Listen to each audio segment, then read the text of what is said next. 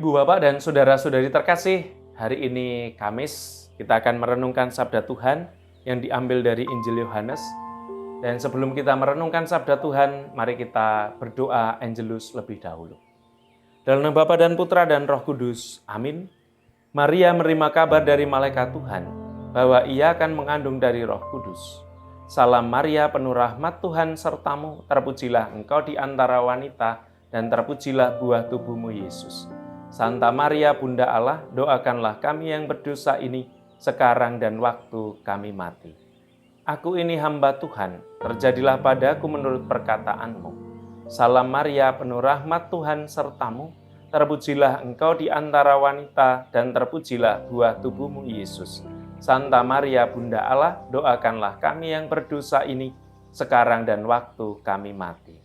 Sabda menjadi manusia dan tinggal di antara kita. Salam Maria, penuh rahmat Tuhan sertamu, terpujilah engkau di antara wanita, dan terpujilah buah tubuhmu Yesus. Santa Maria, Bunda Allah, doakanlah kami yang berdosa ini, sekarang dan waktu kami mati. Doakanlah kami ya Santa Bunda Allah, supaya kami dapat menikmati janji Kristus. Marilah berdoa. Ya Allah, karena kabar malaikat kami mengetahui bahwa Yesus Kristus Putramu menjadi manusia, curahkanlah rahmat-Mu dalam hati kami, supaya karena sengsara dan salibnya, kami dibawa pada kebangkitan yang mulia, sebab Dialah Tuhan pengantara kami. Amin. Tuhan bersamamu dan bersama roh-Mu. Inilah Injil suci menurut Yohanes. Dimuliakanlah Tuhan. Sekali peristiwa berkatalah Yesus kepada orang-orang Yahudi, Aku berkata kepadamu, sungguh, barang siapa menuruti sabdaku, ia tidak akan mengalami maut sampai selama-lamanya. Kata orang-orang Yahudi kepada Yesus, Sekarang kami tahu bahwa engkau kerasukan setan, sebab Abraham telah mati dan begitu pula para nabi, namun engkau berkata, barang siapa menuruti sabdaku, ia tidak akan mengalami maut selamanya. Adakah engkau lebih besar daripada bapa kami Abraham yang telah mati? Nabi-nabi telah mati. Dengan siapakah engkau samakan dirimu? Jawab Yesus, Jika aku memuliakan diriku sendiri, maka kemuliaanku itu sedikit pun tidak ada artinya. Bapakulah yang memuliakan daku, tentang Dia kamu berkata, Dialah Allah kami, padahal kamu tidak mengenal Dia. Sebaliknya aku mengenal Dia, dan jika aku berkata, aku tidak mengenal Dia, maka aku ini pendosa seperti kamu. Tetapi aku mengenal Dia dan menuruti firman-Nya. Abraham bapamu bersukacita bahwa akan melihat hariku. Ia telah melihatnya dan bersukacita. Maka kata orang-orang Yahudi kepada Yesus, Umurmu belum sampai 50 tahun dan engkau telah melihat Abraham? Kata Yesus kepada mereka, Aku berkata kepadamu, sesungguhnya sebelum Abraham ada, aku telah ada. Lalu mereka mengambil batu untuk melempari Dia, tetapi Yesus menghilang dan meninggalkan bait Allah. Demikianlah sabda Tuhan, terpujilah Kristus.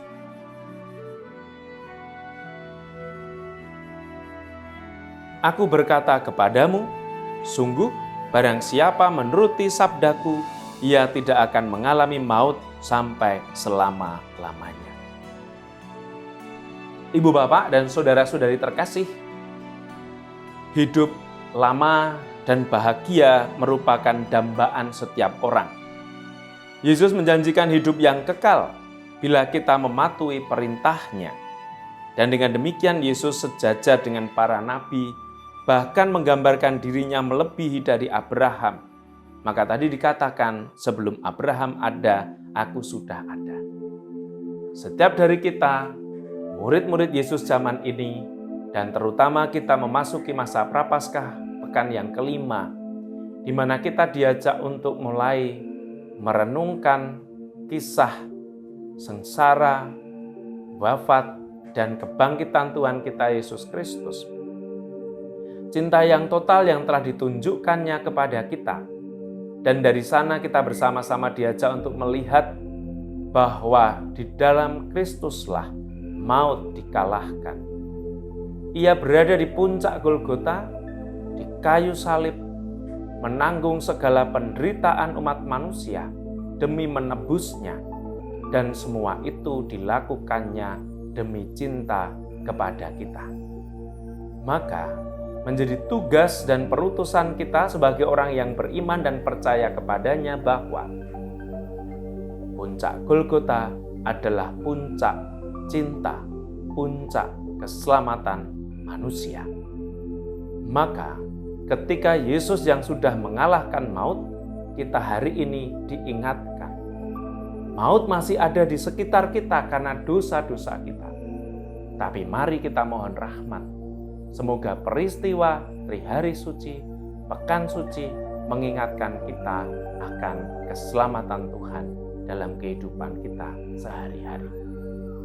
Jangan pernah lelah untuk membangun budaya cinta kepada orang-orang di sekitar kita. Tuhan bersamamu dan bersama rohmu.